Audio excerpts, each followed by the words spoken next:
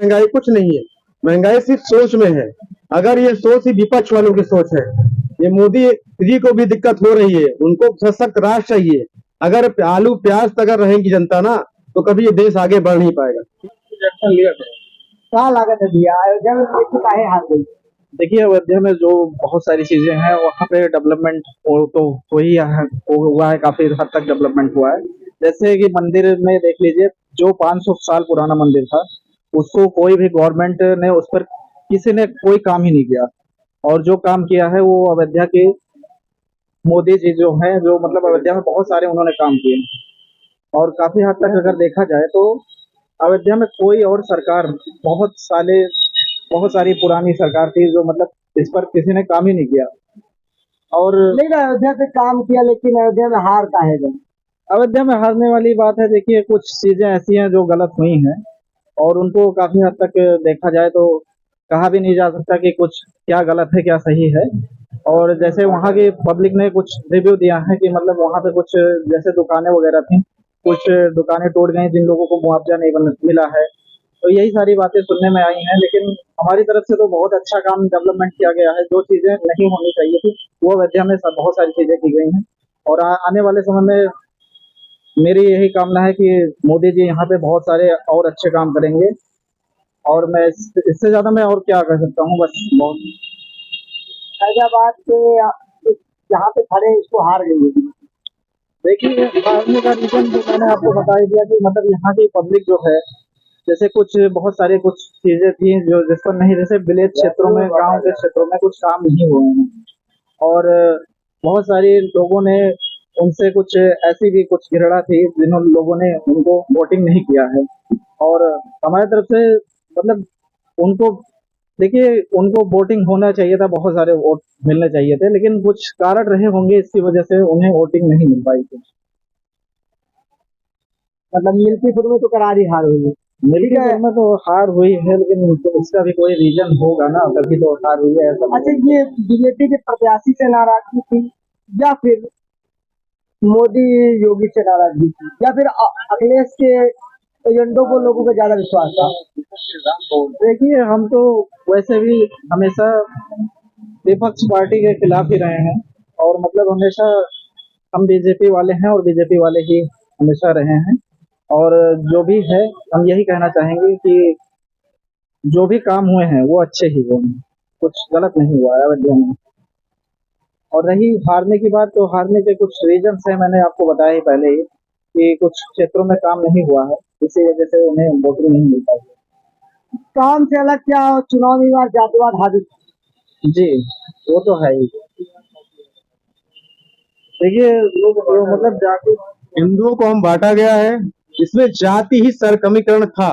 विपक्ष वालों ने इसका फायदा उठाकर हम लोगों को, हिंदुओं को अलग अलग कर दिया। और हिंदुओं को अलग करना, जब हिंदू कटा है तभी बटा है। आज हिंदू का वोट अगर संगठित होकर वोट देता तो कोई हरा नहीं पाएगा। सबको अलग अलग कर दिया गया है, ओबीसी एससी सबको अलग कर दिया है। यही है सब हार कारण, यही की सीट गंवाना है अयोध्या का, यही सबसे बड़ा कारण है कि जाति में अलग। देखिए, अगर आप किसी भी पार्टी, कोई भी पार्टी हुई, अगर वो कास्ट को लेकर चलती है तो वोटिंग, जाहिर सी बात है वोटिंग पे उसका बहुत सारा फर्क पड़ेगा। और वोटिंग में फर्क इसलिए पड़ेगा क्योंकि अगर माना जाए तो देखिए, कहते नहीं कि इंडिया में हिंदू भी हैं, मुस्लिम भी हैं, सिख भी हैं, ईसाई भी हैं, ऐसे बहुत सारे कास्ट के लोग हैं। और अगर इन कास्टों को लेकर हम नहीं चलते हैं तो उसका वोटिंग पर कहीं ना कहीं बहुत बड़ा प्रभाव पड़ता है। और इसलिए हम सबको मिलकर जुट होकर ही वोटिंग करनी चाहिए, तभी कोई भी सरकार बन सकती है।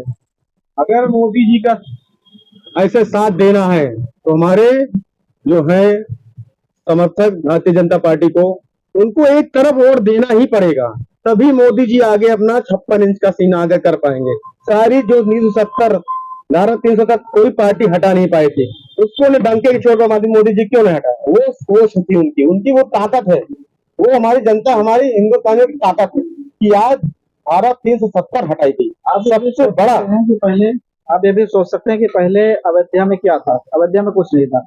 जो बाहर के टूरिस्ट आते थे, आज आ रहे हैं अयोध्या में, जो घूमने के लिए राम मंदिर दर्शन करने के लिए आ रहे हैं, तो वो पहले वो चीजें नहीं थी, डेवलपमेंट नहीं था अयोध्या। आज अयोध्या के अंदर एयरपोर्ट है, और एयरपोर्ट है, रेलवे स्टेशन, जो बहुत सारी चीजें डेवलपमेंट हुई। वंदे भारत ट्रेन चलाई गई है जो कि दिल्ली से अयोध्या के लिए आती है, ताकि वहां से लोग पैसेंजर जो हैं मतलब डेली आ सकें जा सकें, उनके लिए काफी हद तक बहुत सारी चीजें सुविधाएं की गई हैं। लेकिन अयोध्या की पब्लिक जो है ना, उनको यही लगता है कि अयोध्या सिटी में कुछ डेवलपमेंट नहीं हुआ है। तो जो लोग जानकार हैं और जो लोग पढ़े लिखे हुए हैं, वो लोग जाकर अपने प्लेटफॉर्म पे चेक कर सकते हैं, गूगल पे सर्च करके भी देख सकते हैं कि अयोध्या में क्या विकास हुआ है, क्या नहीं हुआ है। लेकिन वो लोग देखते नहीं है इस पर। पहले तो लोग उस पर विवाद उठा देंगे कि मतलब मोदी जी ने अयोध्या में क्या किया, अयोध्या में क्या किया, क्या नहीं किया। ये आप पहले जाके गूगल पे सर्च कीजिए, उसके बाद देखिए कि भारतीय जनता पार्टी ने क्या काम किया है। और लोग अपने मन से तो मनमानी करते ही रहते हैं, बहुत सारी चीजें। उनको महंगाई लगता है कि महंगाई बहुत बढ़ गई है, ऐसा कुछ नहीं है, महंगाई बढ़ी है। महंगाई अगर देख लीजिए, जो लोग शाम को 500-600 कमाते हैं और उसको ले जाके दारू पी रहे हैं, या फिर बहुत सारे गुटखा पान मसाला ऐसी बहुत सारी चीजें हैं जिसमें यूज कर रहे हैं, गलत कामों में यूज कर रहे हैं, और उनसे अगर पूछा जाए कि आपकी महंगाई बढ़ गई, तो वो कहेंगे महंगाई बढ़ गई है। लेकिन अगर वो 200 रुपये 250 रुपये की चीज ले जाके अपने परिवार को खिलाएं, तो क्यों वो चीजें महंगी हो सकती हैं? कभी नहीं, महंगाई कुछ बढ़ी ही नहीं है। मुझे तो नहीं लगता कि ऐसी कोई महंगाई बढ़ी है। सबसे बड़ा मुद्दा है ये महंगाई। सब लोग कमा, जो आज 200 पहले कमाता था, कांग्रेस में 150 कमाता था, आज इस सरकार में कितना कमा के ला रहा है? अपने हमारे एरिया से 450-500 कमा के दो दिहाड़ी मजदूर ला रहा है। और मोदी जी ये जो दे रहे हैं राशन, ये कितना बड़ा ये काम कर रहा है। अगर सोचो पहले सरकार जो हो रहती थी उतना सा राशन लॉकडाउन से लेकर भी निःशुल्क बांट रही है, उसका हिंदू का सबसे जो कमा रहे हैं उनके लिए सबसे बड़ी ये हो है जो 2000 तीसरे वर्ष देती है मोदी सरकार किसान भाइयों को। वो गलत तरीके से अपना, अगर वो अच्छी तरीके से यूज करे 2000 रुपए को, महंगाई कुछ नहीं है। महंगाई सिर्फ सोच में है। अगर ये सोच ही विपक्ष वालों की सोच है, ये मोदी जी को भी दिक्कत हो रही है, उनको सशक्त राष्ट्र चाहिए। अगर आलू प्याज तक अगर रहेंगी जनता ना, तो कभी ये देश आगे बढ़ नहीं पाएगा। इसीलिए हम मोदी जी को हमें साथ देना पड़ेगा, उनको वक्त देना पड़ेगा। 10 साल 5 साल से कुछ नहीं होता है। जो 70 साल कांग्रेस ने क्या कर दिया है आज देश के लिए, जो मोदी जी ने 10 सालों में किया है, उनको अभी और उनका हौसला टूटने नहीं देना है।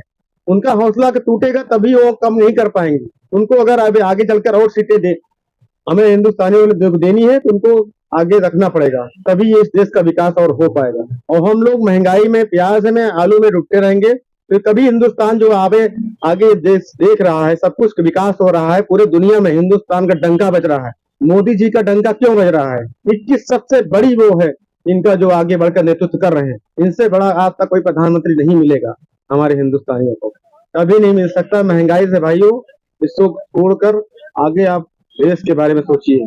देश रहेगा तो हम रहेंगे। ये थी अयोध्या के लोग, और इन लोगों की राय को समझिए और अपनी राय कमेंट करिएगा। स्थानीय मुद्दे अयोध्या में तोड़ फोड़ से लेकर व्यापारी, ग्रामीण और हर वर्ग से लगभग बात करने की कोशिश की है।